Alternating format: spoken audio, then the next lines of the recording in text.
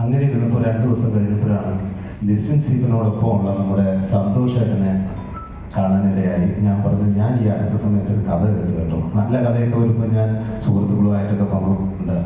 അങ്ങനെ അദ്ദേഹത്തിനോട് കഥ കേൾക്കുന്നതെന്ന് ചോദിച്ചു.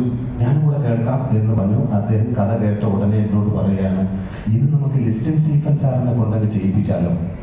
ഞാൻ പറഞ്ഞു, അത് വേണ്ട, ഞാൻ ചെയ്തോളാം. ഇല്ല, അങ്ങനെയാണെങ്കിൽ സാറുമായിട്ട് ചേർന്ന് 2 പേർക്കും കൂടെ ചെയ്യാം. ബെസ്റ്റ്, നിങ്ങൾ വിചാരിക്കാത്ത വേറെ ലെവലിൽ പുള്ളി എത്തിക്കുമെന്ന് പറഞ്ഞു.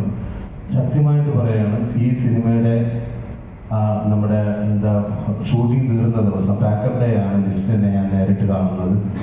പിന്നെ അതിനുശേഷം ഇന്നാണ് ഞാൻ കാണുന്നത്. ഒന്ന് ആലോചിച്ചപ്പോൾ അദ്ദേഹം പറഞ്ഞത് ശരിയാണ്. ഇപ്പോൾ ചേട്ടനോടും വിളിച്ച് ചോദിച്ചില്ലേ, ചേട്ടൻ അടുത്ത പടത്തിൽ പൈസ കൂടുതൽ ചോദിക്കില്ലെന്ന്. കിട്ടില്ല എന്ന് അറിഞ്ഞുകൊണ്ട് തന്നെയാണ് ഞാൻ ഇതിൻ്റെ പ്രൊഡക്ഷനിൽ ഞാനും കൂടെ ചേർന്നത്. അല്ല നമ്മളായിട്ട് ചോദിച്ചാൽ തരില്ലല്ലോ.